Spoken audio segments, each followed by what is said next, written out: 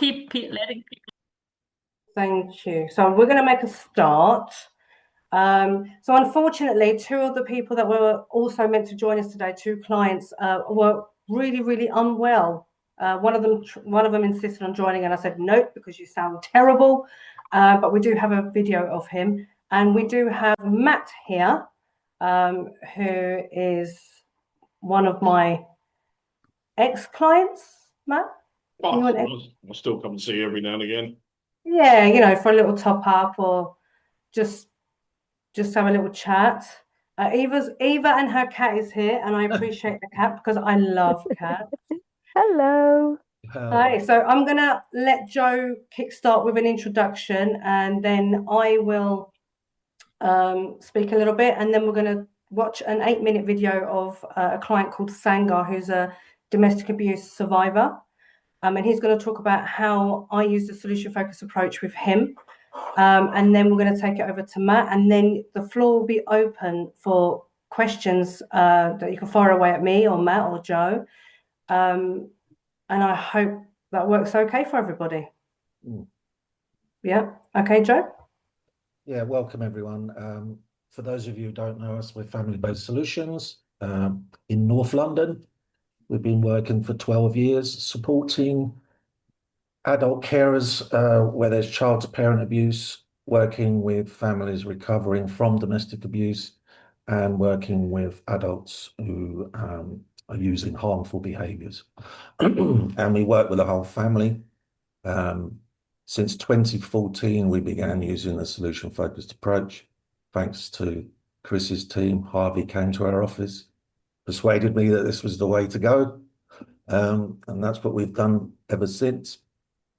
Like Aisha was saying, we'll have a recording from Sangar, who's given his permission to do so. And we're really, really happy to have Matt with us, one of our clients. And I think it's always important that we hear from the lived experience. So Matt will give us a bit of his background when it comes to his turn and talk about how the approach made a difference, and then we can ask Aisha what she actually did, because I don't know if anyone who knows Aisha, she changes it. It's never the same. So really being about client-led and going at the client's pace, which I think is really important when someone's been through some of the situations that they've been in. So yeah, is there anything else I need to say, Aisha? No, shall we kickstart with Sangar, or is there any questions thus far? Then I'll kick off with Sangar, and then we can explore that one.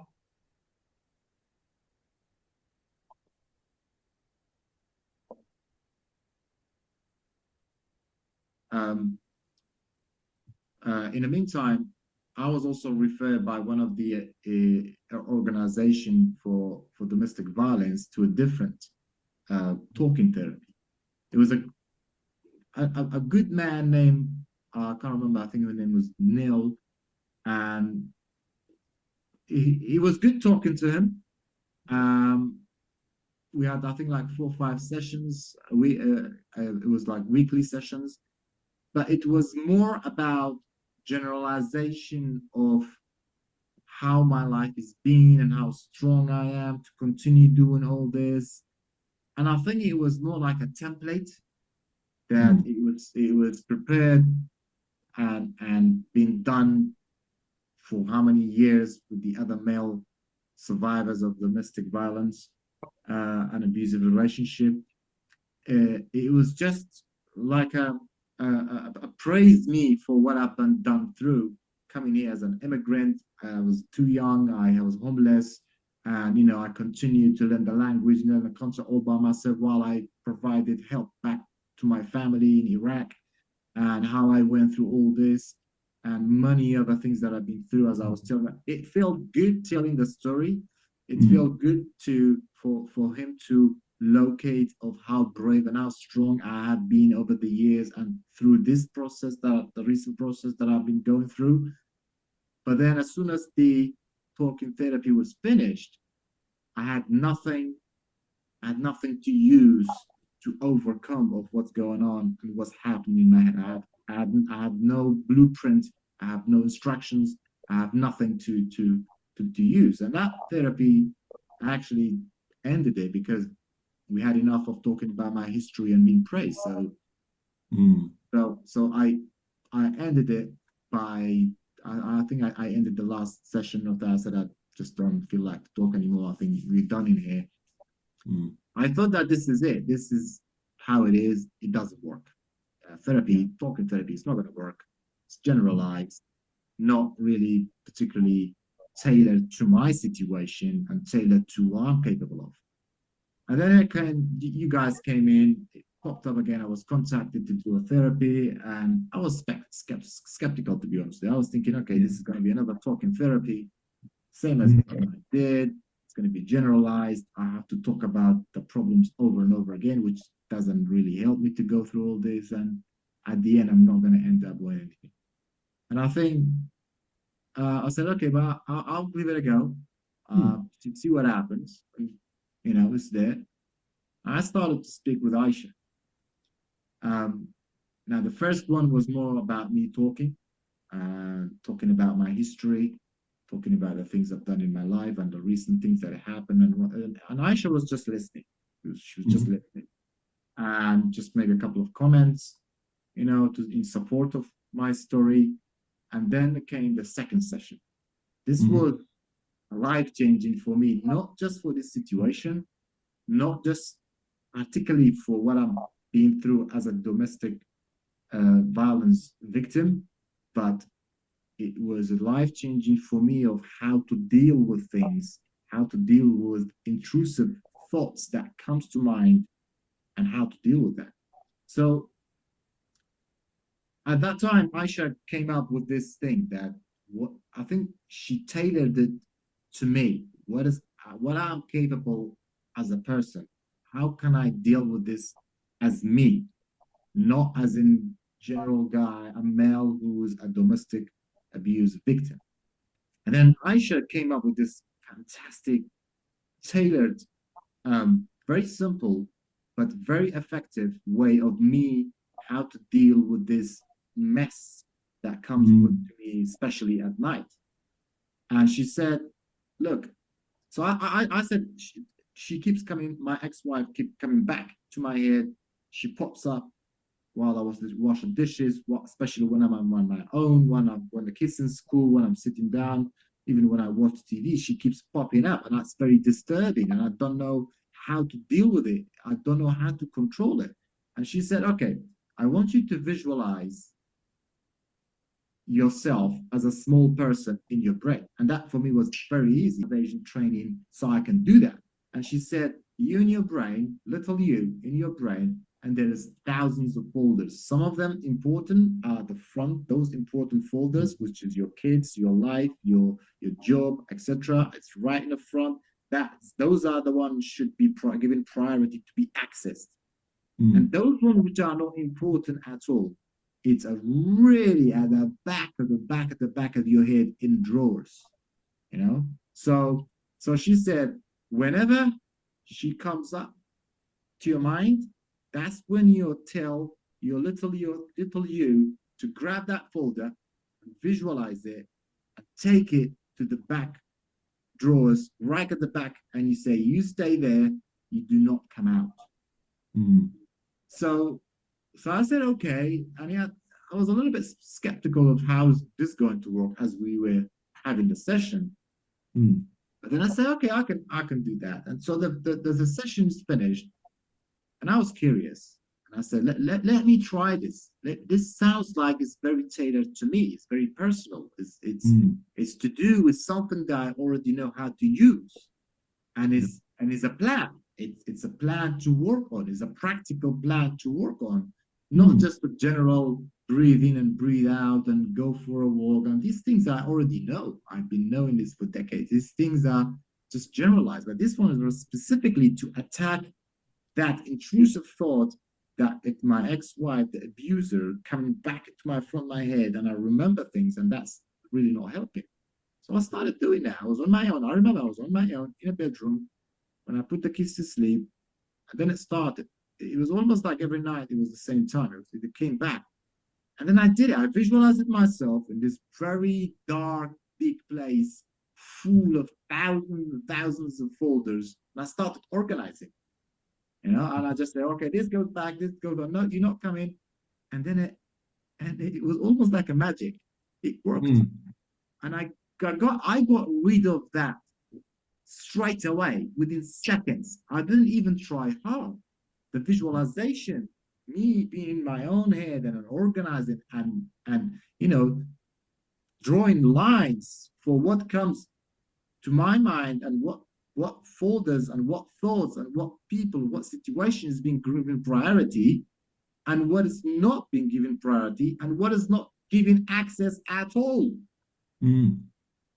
So I put them all of it to the back to access, no access at all. You go to the back, I lock you in that folder, and you're gonna shrink, you're gonna destroy yourself on your own because I'm not giving you access. I'm not giving you access to my current being anytime in the future. That it was fantastic. I was taking medication for sleeping. It was more like a medication for help me out with the situation. A little bit for sleeping, a little bit for depression and whatnot. And then after almost days, I felt completely different. I was waking up more energetic, and I was using that even during the day while I was watching this. If something comes up, and any folder I put back, it never came back. Any new ones, it was popping up. It was from the mess, the pile up folders, but the visualization helped perfectly. It was like an execution. It was so good, and I was like, "Oh my God, I'm so happy I gave it a chance because I nearly did not give it a chance." That's Sangar. What's interesting about Sangar is that I never told him to do any of that.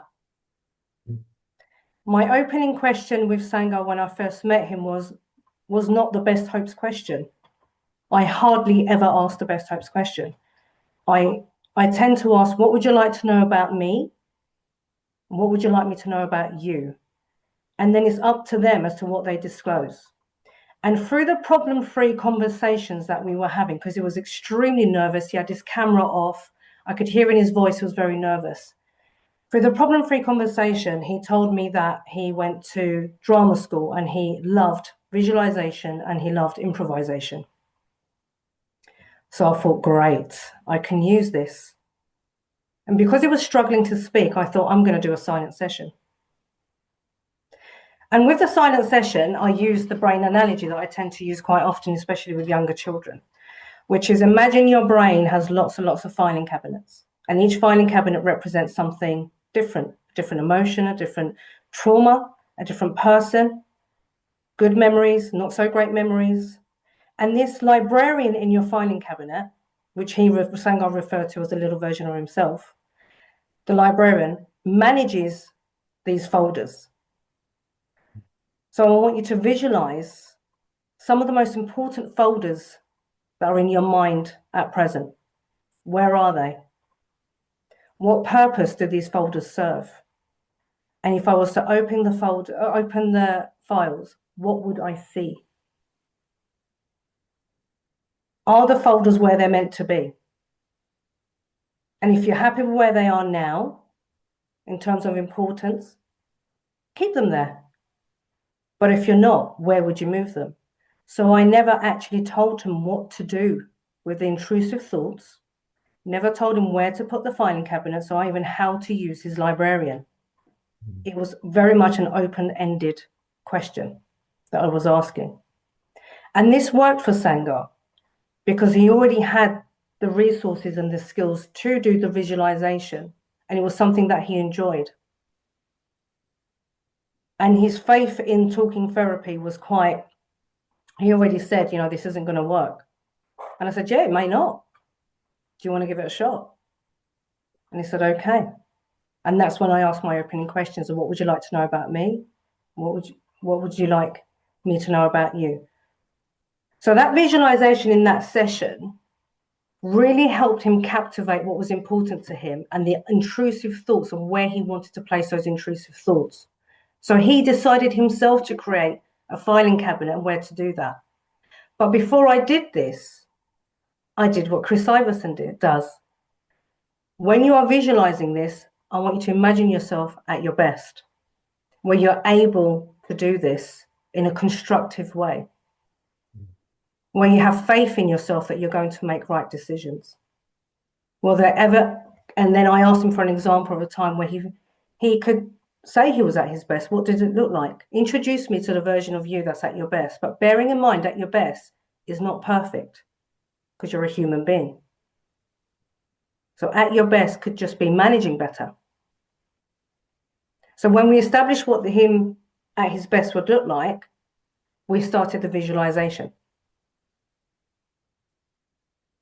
The reason why I don't ask the best hopes question with the clients that we work with is because 99% of them have had some form of trauma and their head is full. When I ask the best hopes questions, what tends to happen is they give me something, to be happier, to do this, to do this, to do this, to be able to manage this. But they're filling the question, giving me an answer.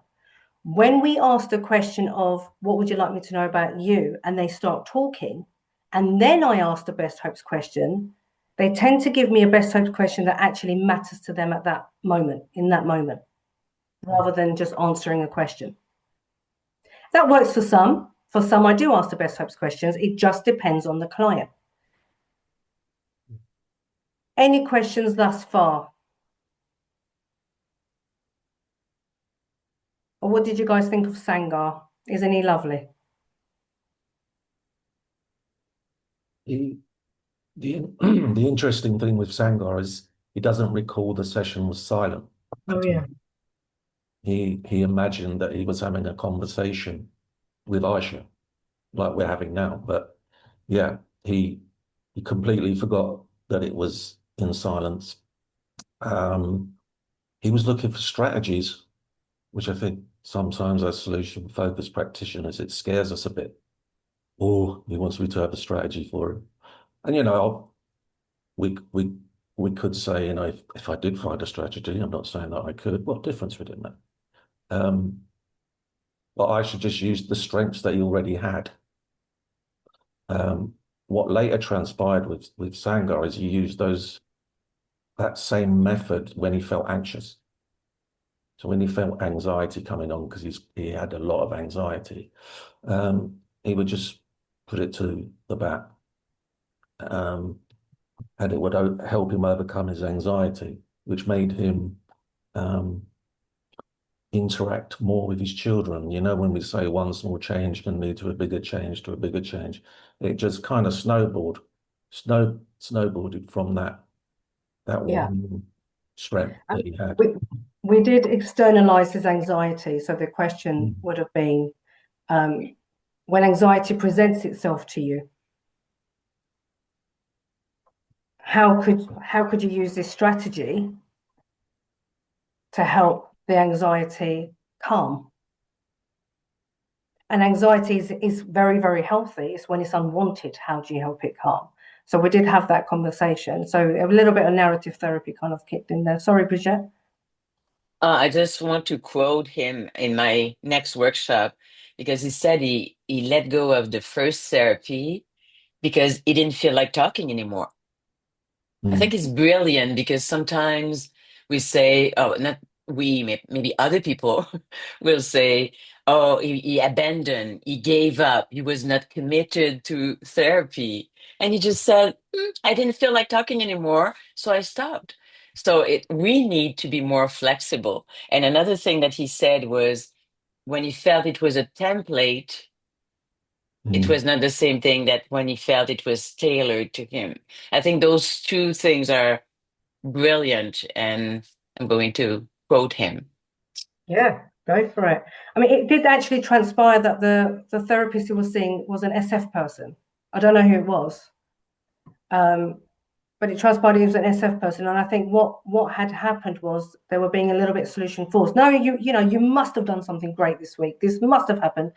And he was like, he just kept praising me and asking me, what difference did that make? And he was giving me the examples, and I was like, okay. And then I looked up the company. I thought, right, they're SF. But it wasn't tailored to him. It was a series of questions that were being asked. What are your best hopes? It's a scaling question, the miracle day, da da da da. And he was like, I just felt like he kept praising me just for even turning up. And it was nice at first, but then it got really boring. And it's like, yes, yes, yes, I know. Now, what am I going to do with all this? Yeah, I was going to say even us can make them feel that we have a template. We solution focused practitioner can be careful, have to be careful too, not just other people who are in other approach. That's a good Yeah. point that you're making. And I think Thank you. no, thank you. I think the analogy of the librarian in the brain takes it away from the problem or the challenge I'm facing is me, but more about training the librarian to do something slightly different. So when anxiety presents itself, what could you train the librarian to do that's not doing right now that would be useful? And then they start, with Sangha, I started thinking about it as a third person. Okay, I'm going to train my librarian to do this. Currently it's doing this, but I don't like the way it's working. Okay, so what is your librarian going to do instead? And how could you train it to do that? So building muscle memory there. So it just becomes a normal way of doing it. And I explained, sometimes a librarian needs weeks and sometimes months to learn to do something different. And that's okay, because it can be a stubborn little thing, right? It keeps going back to the filing cabinets that you don't want, but don't let it not go back to that filing cabinet. But the way that we look at the filing cabinet shifts. So it's no longer a problem, it's a memory that I can manage, because we can't remove trauma from someone's brain, but we can help them understand it better and manage it better. So now we move on to Matt. Hello, Matt. All right. All right. Matt, how are you? How are you doing? Yeah, I'm not bad, thank you. How are you doing right now? Everything good? Yeah, yeah, All right. Shall I pass you on to Joe? yeah. Why not? You prefer Joe to me anyway, don't you? To ask me questions. Yeah. Yeah. Yeah, I guess the first question, Matt, is how did you end up at FBS? I was made to come here. My social services got involved with my children because of obviously the abuse that we all received at home. And when we separated, the mum still wanted to see the kids, and I was allowing it. And so social services got involved and forced me to come. Mm. So do you recall that first meeting? I don't, but we have obviously spoke about it since, and it was interesting listening to, I can't remember his name, Sang guy or whatever. And I don't think my first meeting was anything like Sang guys. I came in here in a stinking mood. I wanted the piece of paper to be signed. I think I probably told Aisha I didn't want to talk to her. Just whatever, everything's fine. I've just been told to come here. I don't need to. And I think that was when I turned it into a silent session for my first one, not my second one, I think. And I don't, now it's been brought up again. I sort of remember it, but yeah, it was. I think my experience was very different to Sankai's. I thought we had a conversation as well, which he did as well, and it was a very interesting session. Aisha, what do you recall? I recall Matt coming in, not giving me any eye contact. I asked him if he had any questions. He didn't answer. I asked him what his best hopes were. He said, well, I'm here because of social services.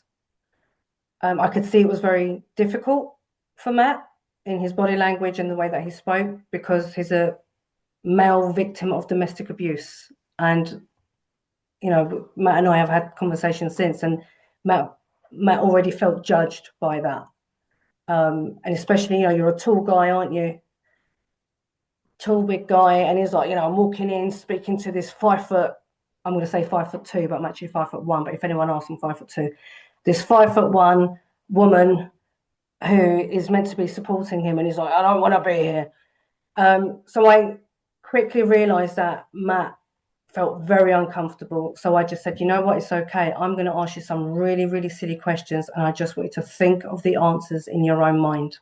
I don't need to know the answers. So I conducted a silent session with Matt, and in the silent session, I asked him about how he's managing, a little bit about his experiences, the best hopes question, scaling questions, when he's at his best as a father. What evidence do you have that you're at your best? How do you know what you're doing is working as a dad? And he was answering all these questions in his mind, and I knew he was answering because I could see him moving his eyeballs around when he was thinking. And then through the silent session, Matt came a little bit emotional. I could see that he had this moment where he was being real and honest with himself. And that's what I wanted for Matt, because he'd never voiced it before. It was to give him a non-judgmental opportunity in a safe environment for him to disclose to himself whatever he wanted to disclose, with the solution-focused questions in between. And then he just looked at me. I don't know if you remember this, Matt. You just looked at me like, what the hell did you just do? And then he came back. Yeah. And it was weird because it was just that first session, and I was then quite ready to talk to you about it. But I think before I'd met you, I don't think I'd ever met anyone that hadn't blamed me for the violence. I'd been to marriage guidance, and the first question they asked me was, "Do you beat her up, or do you hit her?" And I didn't even answer, and he walked out. I've had the police called by me, and I'm bleeding, and the first thing they've done is throw me up against the wall, and been rough with me. And it's almost like no matter who you talk to, no one's ever taken your side on this matter. Because my wife was even smaller than you, Aisha, and it does look ridiculous that you're the one that's getting cut and hurt, and it almost looks unbelievable. And I just thought no one would ever believe me. So what's the point of talking about it? So I never spoke about it. And I think the silent session, in my head, I answered everything to you, Aisha, and we were having a conversation.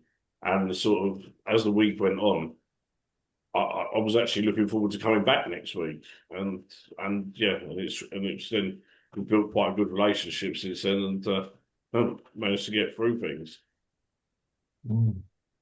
And how important is it to you, Matt, that we did build a professional relationship between us? Oh, massively. I have major trust issues, and probably more so with women than men. And the fact that I was talking to you, if we hadn't built a relationship and you were, and the important thing I think was that you were building it with the kids as well. It was almost like the whole family could trust you. You were going to put everyone's interests first. It wasn't just about me. It was about the kids. It was about everything. Right? I was going to ask Matt. The first session was a while back, so um, what have you been pleased to notice? What's changed?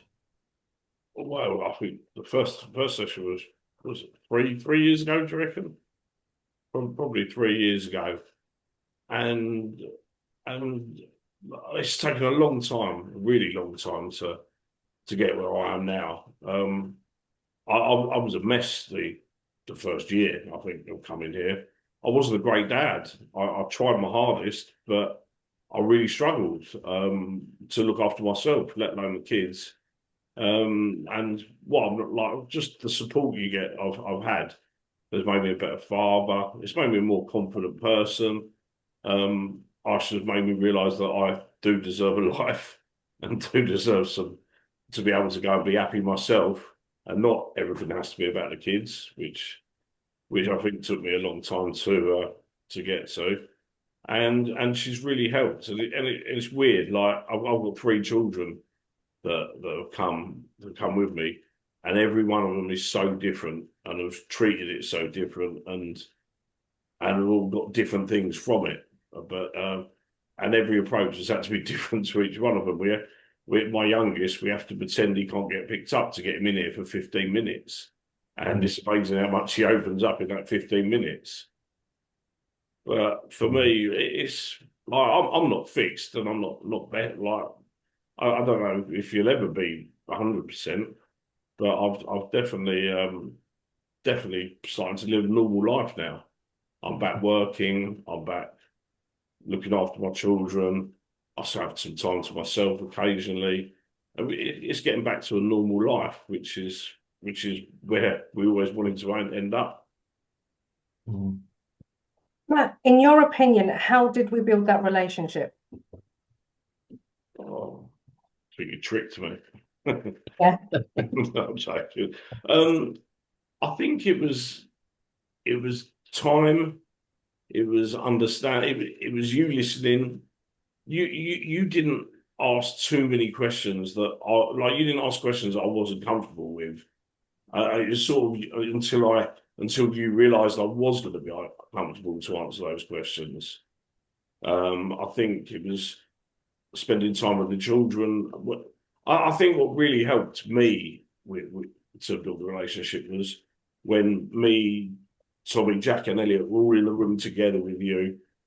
Tommy didn't want to be here, so you'd be like, "All right, well, you can leave."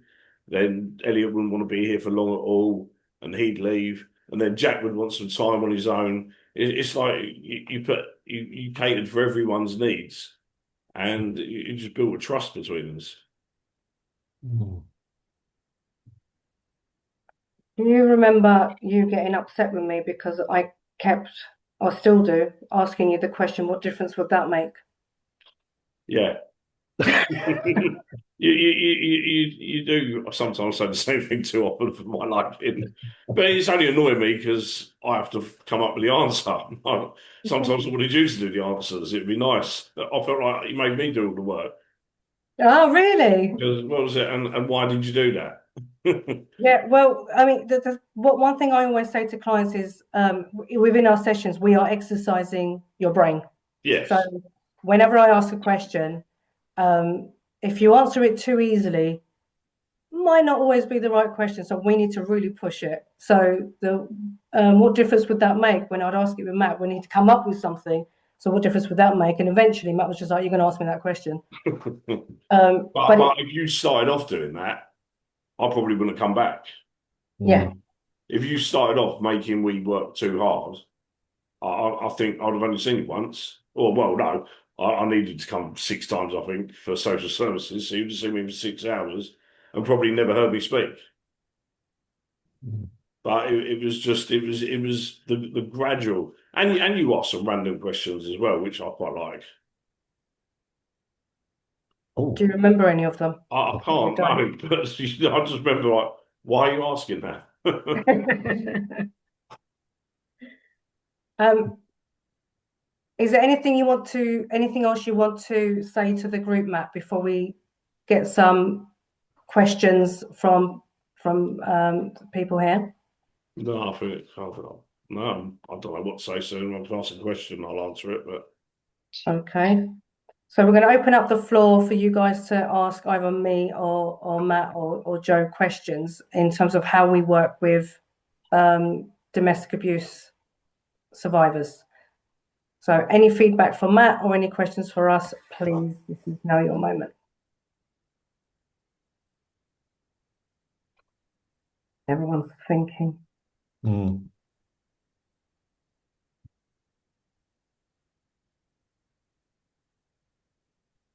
Go on, Bridget. If no one has something, I will say something. First, thank you, Matt, for teaching us. And one quote that I'm going to keep from you is, you didn't ask any question I was not comfortable with. And I work with people who work with men, and they spend the whole time asking questions that they're not comfortable with. But it's interesting that the distinction that you made between those questions versus, yeah, but she asked annoying questions sometimes. So annoying questions are not the same thing than questions that make you uncomfortable. And we need to be aware of that. So thank you for, I'm going to remember that. Thank you so much for that. And the whole thing, but for this specific thing. Yeah, like, I think if I should ask me on week 1 or 2 or 3, why did you allow your ex to hit you, or something like that? Why didn't you walk away? I wouldn't have been comfortable. I would have shut down. Of course, of course. And yeah, and it's unbelievable how many people like we've seen just the first questions I ask are straight away about the violence and things like that. It's like you need to get to know someone before you can open up. Because Hmm. I don't know if I'm a normal bloke or not, but I've got best friends in the world that didn't know my ex had hit me. I am like people like nobody in the world knew. So I'm not just going to be able to walk into a room because I've been Of sent by course. social services and just be able to tell you. It Hmm. really need to be coaxed out of me, to be honest with you. Mm. Did I ever ask you why you didn't leave? No, I don't think you did. I think I asked myself many times. You asked yourself and you were finding your own solution and Yeah. working it out yourself. But yeah, I didn't ask that. The majority of the work with you, Matt, was how would you tackle this when you're at your best? Yeah. So Matt would give me a challenge that he's facing. All right, okay, so imagine you're at your best. Let's think about that. Let's go to that situation. Imagining it's happening right here, right now. Think about how would you manage it when you are at your best. And again, at your best does not mean perfect. Mm. It means you're just being a human being trying their ultimate best to do the right thing at that time. So we But would go back and forth with the at your best question. Sorry, Matt, go on. but I don't think you even brought that up for the first week or so No. because I was so far away from my best. I couldn't have even imagined what I was like at my best at that stage. I really was quite broken when I come and see you, and I think just having a conversation with someone was enough for me at first, and it was nice. Yeah, because the way I constructed our sessions from session two, so the first one was a silent session, session two to about session 6 or 7 was so I do like 10% SF work, 90% just having a conversation, and then take it up to 20% SF work, and then the rest of the remaining time just having a general conversation, and then I take it up, take it up a notch until I could see, and Matt would illustrate it to me through the way that he'd with what he was saying, how he was answering the SF questions. Then I'll take it up a notch until we got to a point where he was very comfortable with me saying, right, now we're going to push the brain. What difference would that make? And then I started kicking off with solution focused therapy. And before then, I would just test it out. And if I saw that I made a mistake, I'm pushing him a little bit too far, I'd crack a joke. Matt, guess what happened to me this morning? And then he'd I relax. think you're very funny. I am funny. Thank you. We're going to talk later. There's a question from Michael Osh. I don't know if you can see it. Shall I Can read Matt it? explain what to him makes a difference between uncomfortable and difficult questions? So the difference between uncomfortable and difficult conversations. So uncomfortable, like you were saying, where you felt uncomfortable to answer it, or difficult questions where you felt like, what the heck, I can't answer that. Uncomfortable would have been asking for details about things, asking sensitive details, what happened, why did you let that happen, um, and difficult questions would probably be more regarding the kids that are difficult to answer. But answering things about the children would have been difficult, but the uncomfortable ones for me would have been really just any details about what happened, why it happened, and why you let it happen.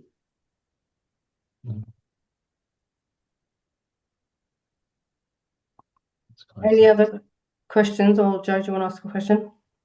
I was just going to ask Matt. I know you were saying that no one knew, even your closest friends, Mm. about. Um, have those conversations happened since, and how were they? How did they go? I still haven't spoken to many people about it.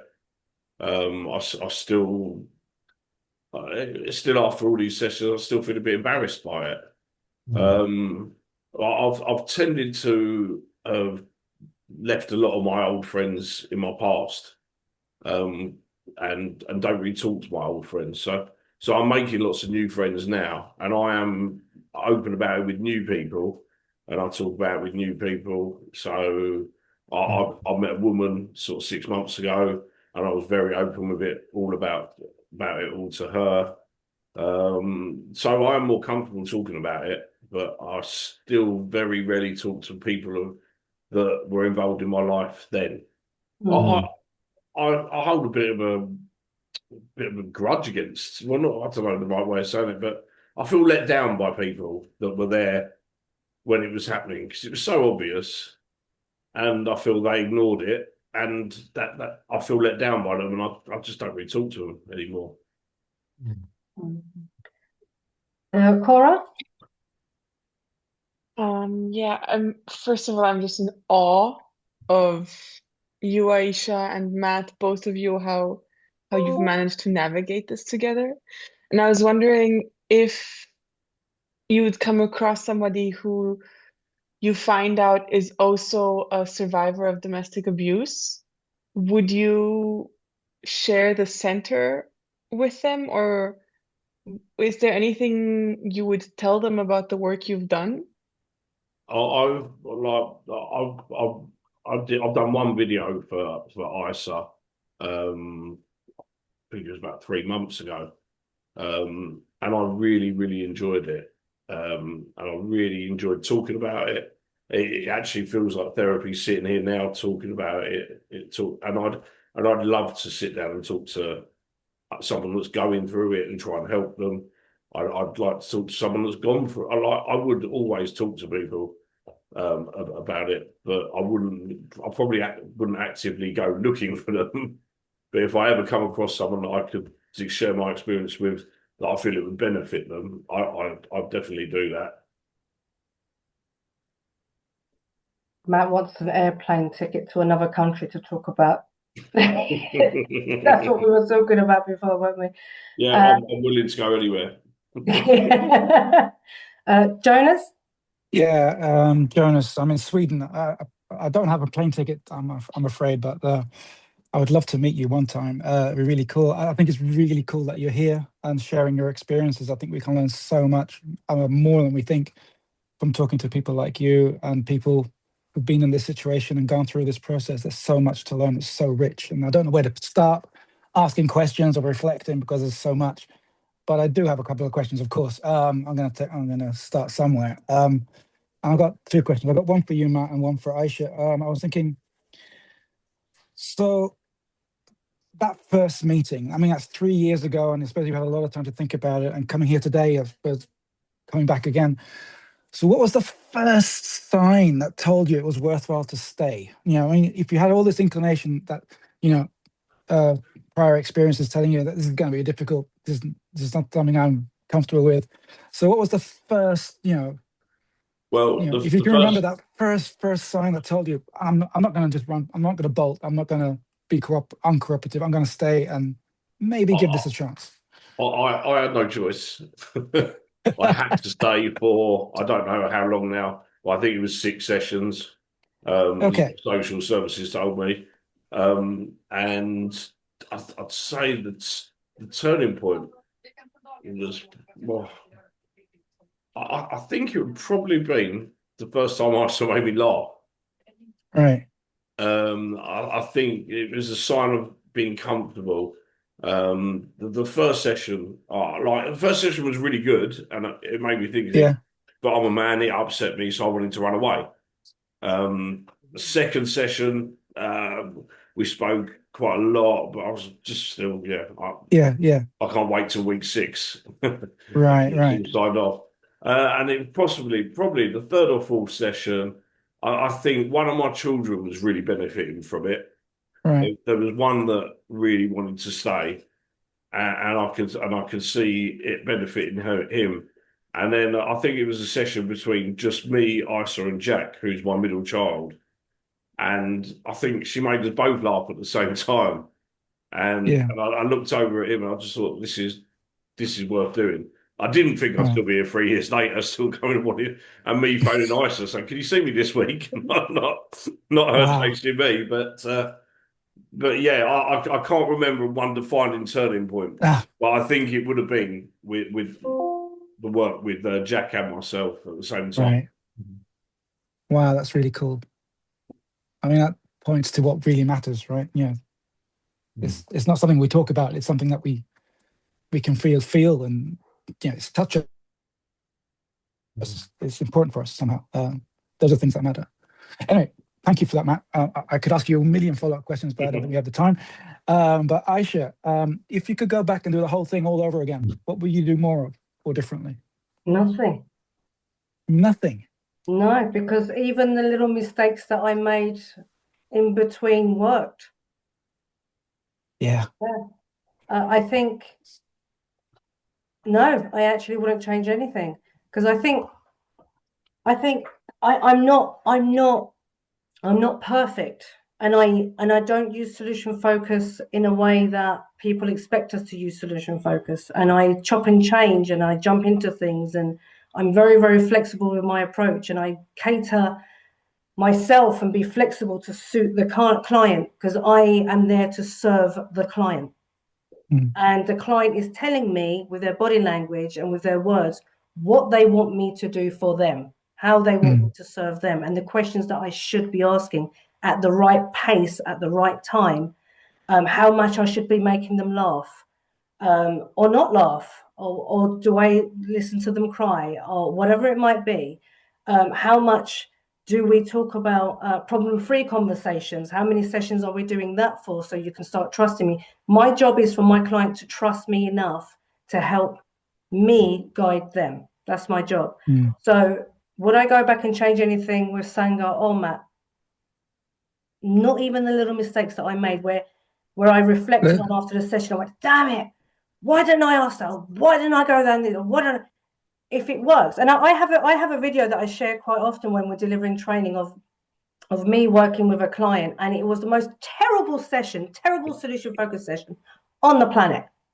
It was absolutely terrible, because I was asking her questions based around fear, because she said to me half an hour before, if this doesn't work, I'm going to kill myself. And she'd already attempted suicide a week before. So for me, it was like, oh my God, this has to work. And I use that video as a guide of, this is what you don't do. Right? And I'm always happy to share really bad practice. But would I go back and change it? No, because it worked. Only I knew what I did bad. It worked for her at that time. And she came back and she's doing really well. She's still alive, and she's a professional. She's absolutely amazing. So even those mistakes, even when I watched that video and I cringe, I'm like, seriously, why did you ask that? Where did you even get that from? Because I was so fearful that she would end her life, and the last person she spoke to would have been me. So it was terrible, but I wouldn't change that one either. Anyway, it's a great training video, guys. If I could add to your answer, I don't think I'd have changed any of our sessions either. I can't remember. Wow. I can't remember at one point that I thought, oh, I'm not comfortable now. Like, I don't think there's anything that there was at no point that apart from the start where I had no interest in being there was at no point that you did anything that made me want to go away and not come back. Despite me trying very, very hard. I think Elliot, I read somewhere in one of his countless emails, he was quoting some basketball coach who inspired him at that time. And it was just a simple quote that it was, the amateur learns to always get it right, and the professional learns to never get it wrong. And something about, it's okay. Like, I like watching football, right? Premier League football, you love watching that. They make mistakes all the time, but they just get on with it. It's the next thing. There's the next thing, and you learn from everything you do. So everything's a success, right? You can't fail. But I think if you focus on trying to getting it right, taking you're risks invariably going with to your make mistakes. questions. Yeah, sorry. If I hadn't have taken so many risks with the way that I ask questions, I wouldn't have been so flexible with the approach. And I think that's the point of each domestic abuse victim or survivor that I work with, or anyone that's been through trauma. You can't compare the way that we ask questions. It's very, very different because you have to be client-led, or you don't have to, but you should be client-led. Sorry, go on, Gil. This is a question for both you and Joe. I know in conversations with you, with the two of you over recent times and also over the years, part of your thinking is utilization. You know what I'm talking about? Thanks to you, we do. Okay. So I like for you just open-ended question. How does that inform the work you've done here, you're showing here, or just in general? Go on, Joe. Do you want to take it? Yeah, I think it's for me, it's about the pace that we go at. I think we can be too rushed. So it is about pacing. And being really, really interested in the client's life outside the problem. What is it that they're good at? What skills do they feel they have? And just holding that in the back of your mind sometimes that you can bring it up later on. We have young people that love trains, for example. So how can we use trains in a conversation? What would this engine do in this situation? There's so many different ways of doing it. I'm always solution focused in the back of my mind, even if the question may not be strictly a solution focused question. I'm always thinking about what bits of this can I hold on to? What bits may be useful later on. So yeah, I think getting to know the person outside of the issue that they're coming is really, really important because I think we can be rushed. And I don't know if Matt agrees, but I think that allowing you that space to talk when you are ready, because it sounds like if there were too many questions at the beginning, it may have just turned you off. Don't know if that's definitely. If I walked in and there was a list of 10 questions and you needed to answer, you wouldn't have got two answers off me. I'd have sat here for the hour that I had to, but I wouldn't have spoken. You do realise that Matt, you do realise that our 6 sessions ended a long time ago. I think they said I needed some more. Yeah. So Matt, it sounds like what you're saying is that to start with, it was really important for them to just have a conversation with you. Just get to know each other. Just a human to human connection, a conversation. Yeah.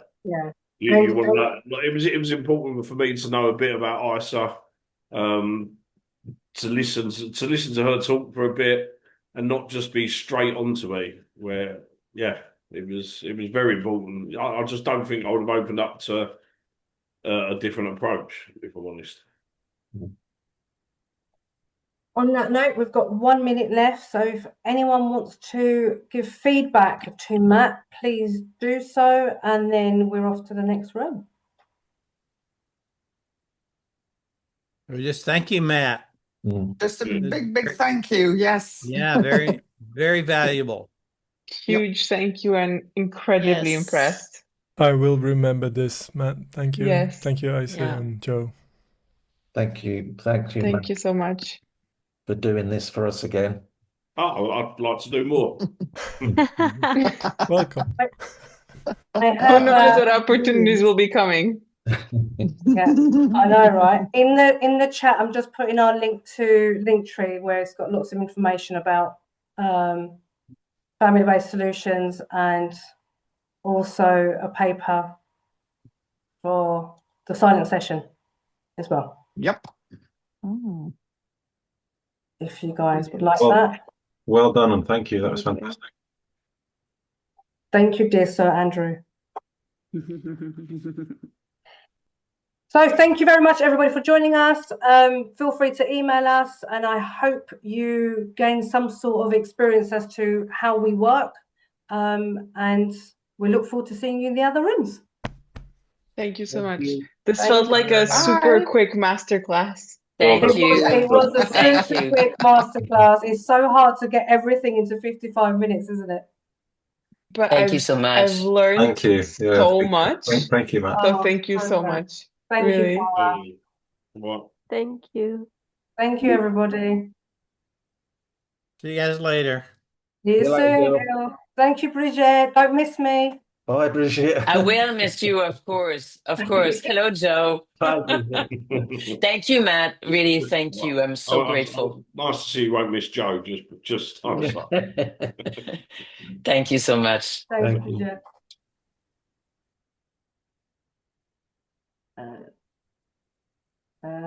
Stop recording. Oh, yeah. Still recording.